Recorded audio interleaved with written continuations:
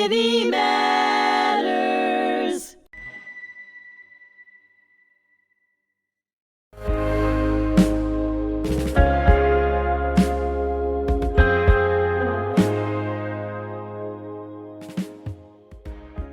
Hello, and thank you for joining me. I'm Bernie Furshpan, host of Ordinary Heroes. Today I have an extraordinary human being who is more than just a hero. She's very much involved in philanthropic organizations, charities, and she's done some incredible things. And I've actually had the privilege of working with her on Day of Hope in Jerusalem just a few months ago. I'd like to introduce my very special guest, Chavi Kahan. Did I pronounce it correctly? You got it.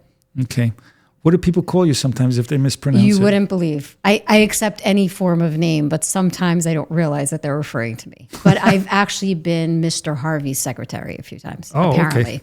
I ran my own business, and people would call expecting a man. Why? I don't know.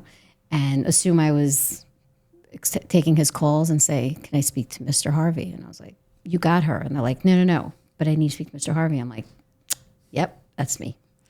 Well, I feel privileged that you're here today because for you to carve out some time for us, I mean, that's such a valuable resource, time, right? Nobody has time anymore because we're all so very busy. We have family responsibilities. We're involved in organizations. You in particular, I've never met anybody who's so involved in so many different things, in so many different projects. And they're all charitable projects that you give your heart and your soul to. It's something that probably you were raised to be generous and kind and to do tzedakah, the right thing. Yeah. Is that right? My mother is an extremely selfless person, to a very far point, to not do anything for herself, but that's how I grew up at 100%. Charity was very important.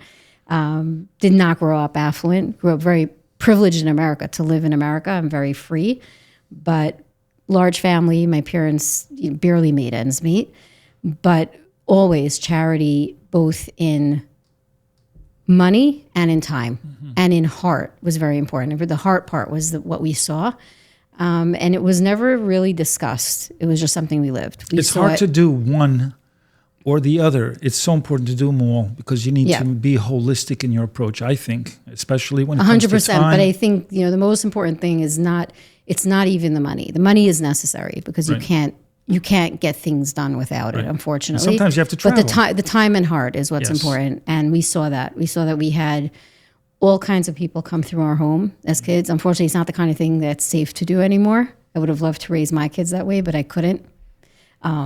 But I hope my kids did see some of that even without having people live with us. But we had an open home where constantly people from all over the world who were in horrific refugee states or just horrible situations, including Americans, lived in our home for periods of time.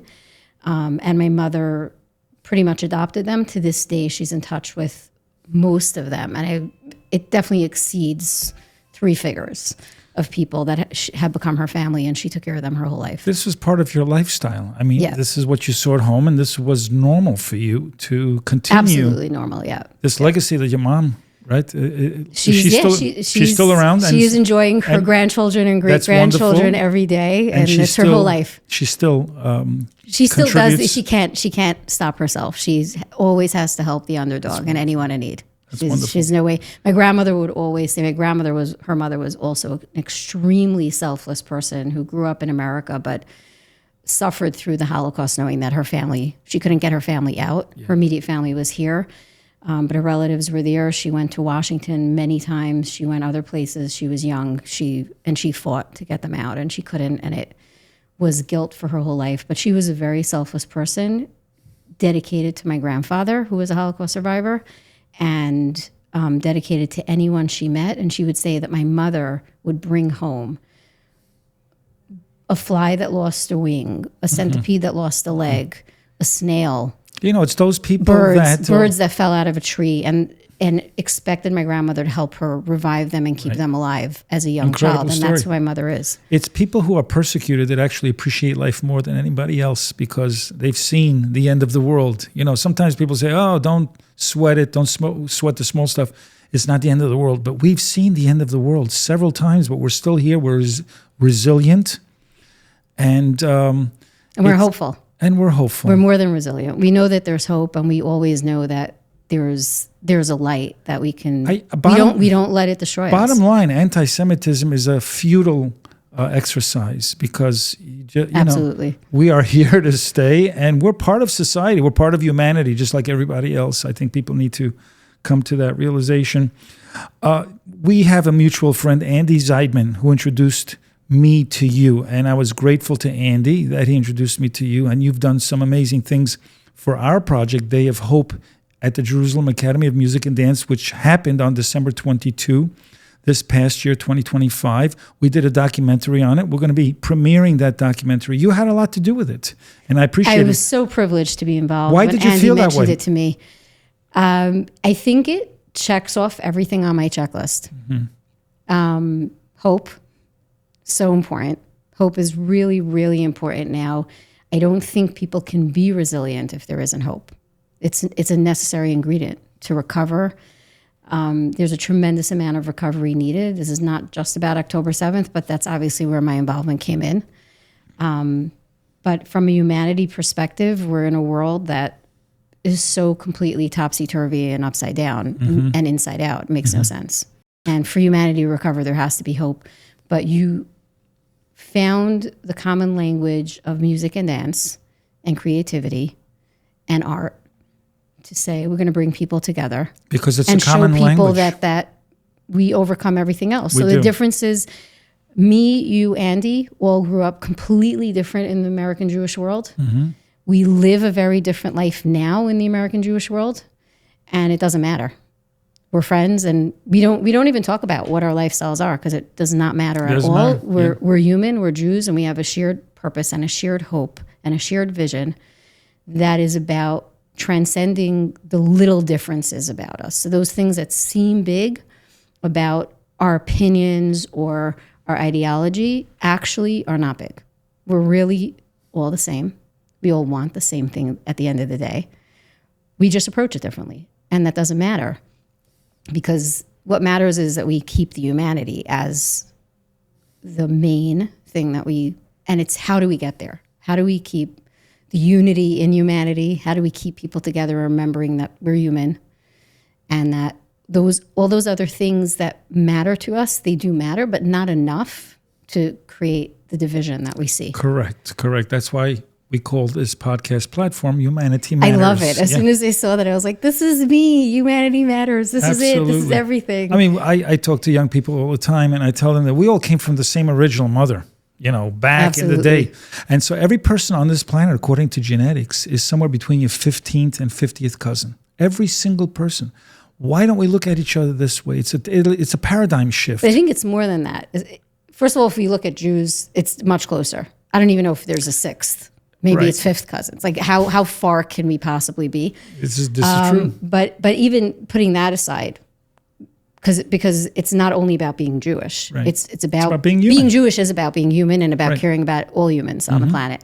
I think we're 98% the same, maybe 98.5% the same scientifically. The DNA that makes us look different is a tiny little bit of who we are. Everything else is the same. But what's interesting is that there's a stereotype of what a Jewish person looks like, but it's so not true. Right. Because as we spread over the planet during the diaspora, after we were kicked out of Jerusalem some 2,000 years ago, we went as far east as Shanghai, China. There are Jewish communities in China We went further. That look Jewish. They don't look anything like a Polish Jew. Right. We went not only New Zealand, but also India. There are Indian Jews. There are Spanish Jews. There are Ethiopian Jews. There are Ukrainian Jews. So we come in every color, size, and shape, just like the rest of humanity. And as we spread over the planet some 200,000 years ago, depending on how much sunlight we got, what food resources we had. We created cultures. And so, but we're all the same person, really, just under different circumstances. We are the human potential of this one person. This is what's so beautiful about nature, is this variety. Like you'll never see the same butterfly or tree or cloud. Right. And humanity is just the same. But you know, we talk about World War II, and Hitler worked against nature. He wanted everybody to be tall, blonde, and blue-eyed, and that works against nature. Nature was... Which he wasn't, by the way. Which he wasn't. Which was the biggest most joke. amazing thing, Yeah, that everyone followed along this they were guy all out of who shape, wasn't an Aryan. dark-haired, and they had brown eyes. Right. But you were involved with Day of Hope, and so I'm sure you got a lot of satisfaction out of it. But you drew a lot of people, you yourself, and they trusted you. How is that? So... post October 7th, as many people on this planet, my life changed. Yeah. My life changed that day. It wasn't an immediate change. Of course, there was an immediate reaction. And I think the first thing I could say is shattered and shocked combined. No question that the Holocaust PTSD in my genes and the pogroms PTSD in my genes just exploded to the surface. I spent a few weeks being non-functional. You know, people ask me how this matters to me so much. If I'm Israeli, if my parents are, no, I'm not. Third generation American, one Holocaust survivor grandparent. But my other grandparents survived pogroms. Their families fled to America when they were very young children and had to rebuild a life in a country where they didn't know the language, didn't know the culture, didn't have the capacity to support themselves, and did. And it's in our DNA, and it really just rose to the surface. And for 3 weeks, I didn't eat, sleep, function, work, couldn't do anything. You were triggered. This is called extremely intergenerational trauma. Extremely triggered. And to the point of, you would think I was there, that I was in Israel when it happened, and I wasn't. And went to Israel 3 weeks later. We had a trip that was planned before that, and we debated the whole 3 weeks if we should cancel the tickets or go, and if we were crazy to go. At the time, they hadn't even gone into Gaza yet. They were just about to go in, and we spoke to someone who happened to come from Israel for a family event and asked them if we were crazy to go, and they said, absolutely not. Definitely go. And I woke up, we arrived in the evening, woke up the next morning. My husband, as he had asked me every morning for 3 weeks, did you sleep? Knowing that I didn't, said, did you sleep? And I said, oh my God, the entire night. I had to be there. I had to be there. As soon as I was there, my heart just calmed down. My brain calmed down, and I was there. But the one thing I saw, wherever we went, was a country where every single person loved you. Just loved you. It oozed out of them everywhere we went. It didn't matter what they looked like, what we looked like. No one asked your opinion. We clearly were religious observant Jews.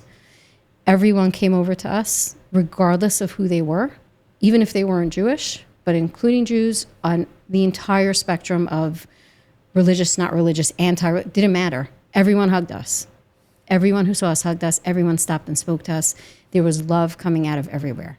And it was the most incredible feeling.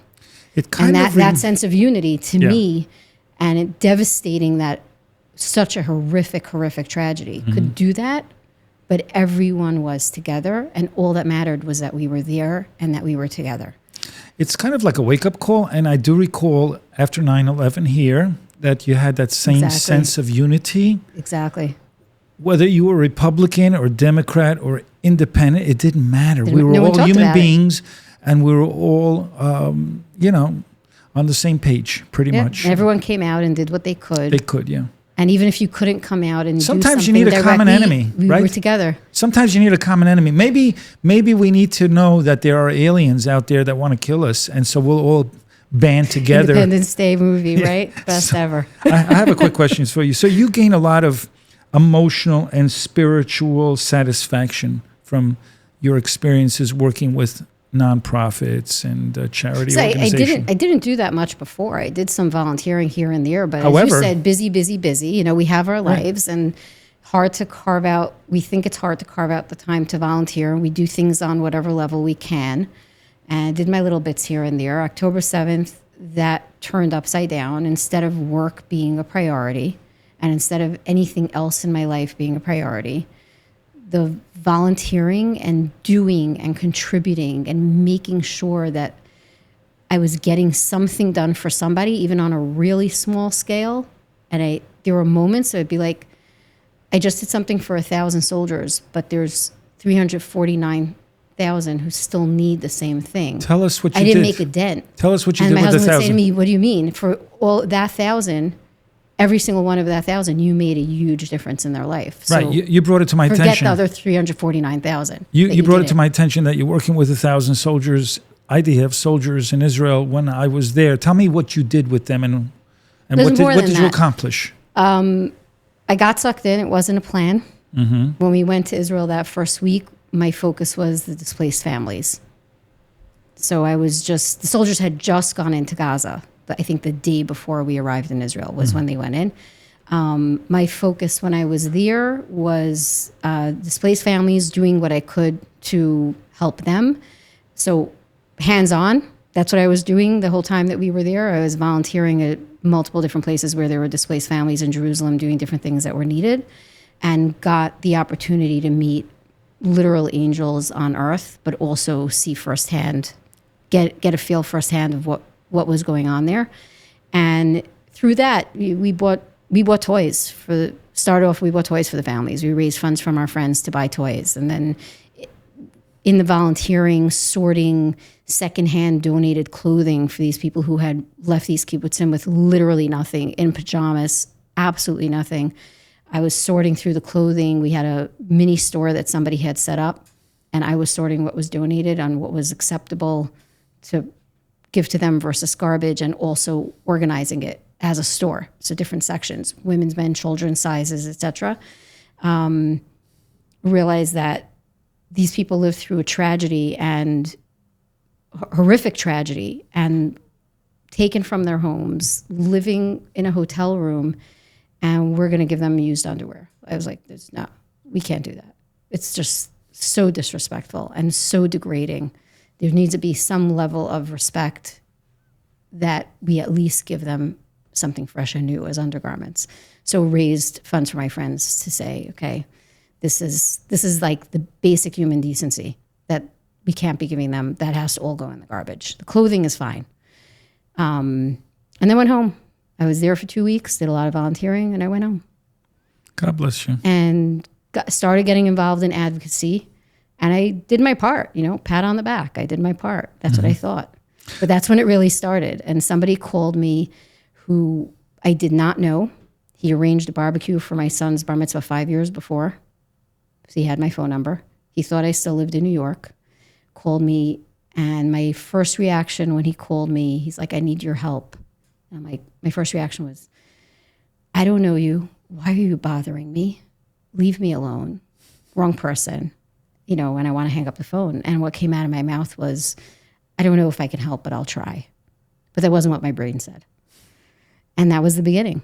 He asked me to get wool hats, socks, jackets, gloves, and fill up as many duffel bags as I can because someone he knew was leaving the next day and would take them.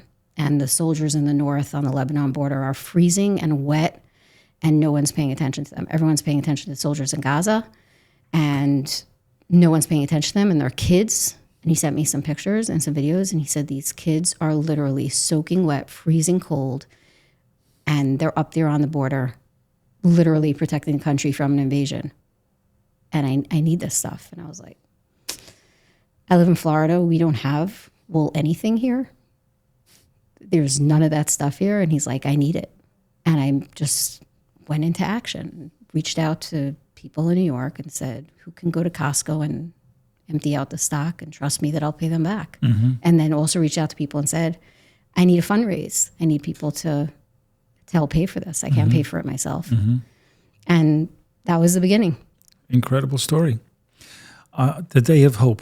There must have been at least one event or something that happened that is so memorable to you, something that surprised you perhaps. Can you think of one? I love that you got people from all different walks of life different religions, different backgrounds to get together on one stage. I love that you tapped into the young generation of Israelis. Love that, of creative Israelis. I had reactions from certain people who were like, do you realize where this is being done and what they represent? And I was like, I think that even makes it better. Yeah. Because for observant Jews, it was a little, I guess, startling, offensive a little bit. And I said, no, this is perfect. This is where we need to show up and do this. This is exactly the right place to do this.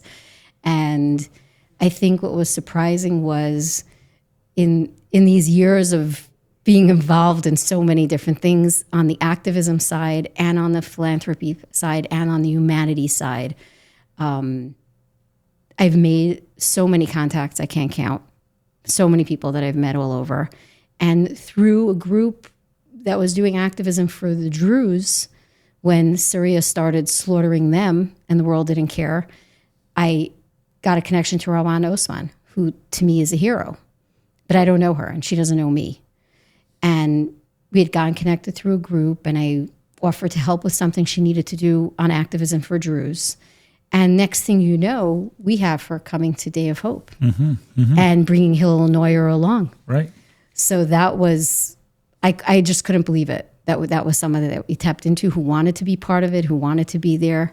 People want to coexist with it. People want peace. People want love. It's the easy way, right? Fighting with people is a difficult experience for people. You know, it's like, who wants it? It's so much energy and so much negative such a energy. waste And I of feel energy. like it pulls people down so far Yes. where they get into such a deep, dark place that's really hard for them to crawl out of it. And that's all they know. And it's a vicious cycle. And it's so important to show them that there's actually a light and you can pop your head up. I was in a very dark place before October 7th and post October 7th. I think even more. I think what it did to me in terms of the PTSD in our DNA, I was horrifically depressed afterwards and just going through the motions and got to a point where I actually started doing therapy.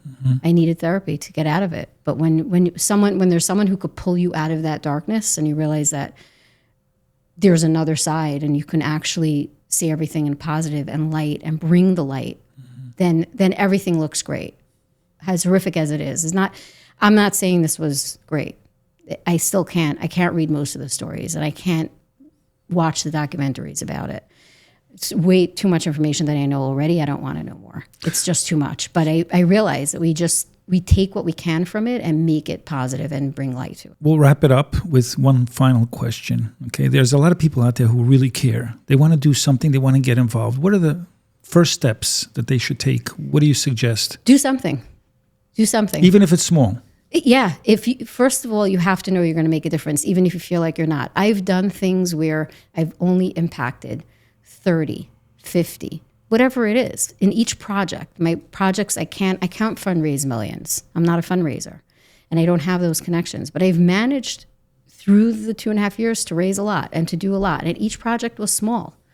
But for that, as my husband helped me shift my perspective, for that person that got whatever it was that I helped with, whether it's a Miluim family or displaced family, a soldier, whatever the case is. We have one soldier who served and served and served and served and reached out to me for gear. And at that point, I had made a decision. I was no longer working on gear anymore. I was really just working more on the humanity aspect of what kind of help was needed for reservist families at that point. And I said to him, I can't raise for gear anymore, but tell me something else you need. I want to help you. You're a hero and you deserve anything and everything. So tell me something else you need. And he said, I haven't been home. And when I come home, I'm exhausted and there's priorities I must take care of and my business that I must try to take care of in between my rounds. My house is falling apart. My wife has a handyman list of things I have to do and I just can't when I come home.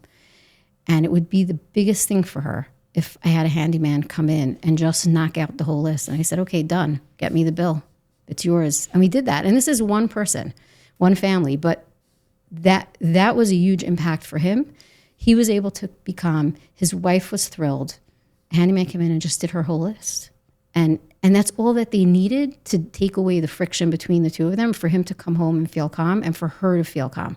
We've done Passover cleaning. We've done babysitting care. Little things that you don't realize in a day-to-day life of somebody that it's actually going to make such a tremendous impact for the husband to breathe and say, I know my wife's being taken care of while I'm away, and for the wife to say, okay, I don't have to do this myself. There's someone out there. I think the biggest thing that matters to people is to know someone cares. So it's not about money. There are things you could do to help people that have nothing to do with money, including just sending a message. If you can send a message to somebody, a card, a WhatsApp, whether you're connected or not, find a way, even on Facebook, Instagram, whatever social media you're on, find somebody who's living through this, even now, and just send a message that you think about them every day. Say a prayer for them. Yep. Start with that. I love it. And you will find things, and things will find you that need to be done. I don't look for it. It starts with one step. I have something. It starts with the first step. And we tell young people to do kind acts, sometimes outside their comfort zone. Exactly. And what you do, a lot of people say, do I have to do a kind act? It sounds like work to them. They don't understand the amount of satisfaction you get when you give. You get back so much more. It's more than satisfaction. It might start that way, but it's growth. It's growth. It's personal growth. You evolve as a human being. You become a leader, actually. Chavi Kahan, thank you so much. And thank you, Bernie. The Day of Hope, that really was such a special, special time.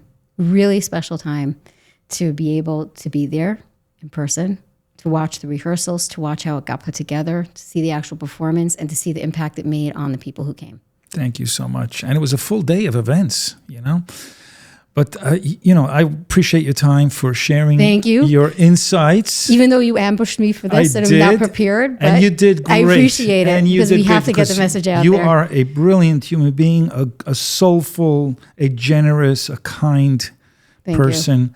And the world is that much better because of you, Chavi. And I appreciate that. And I want to thank you so much. And I want to thank my listening audience for joining me today here on hmTV at the Holocaust Memorial and Tolerance Center. I'm Bernie Furshpan, host of Ordinary Heroes. Until next time.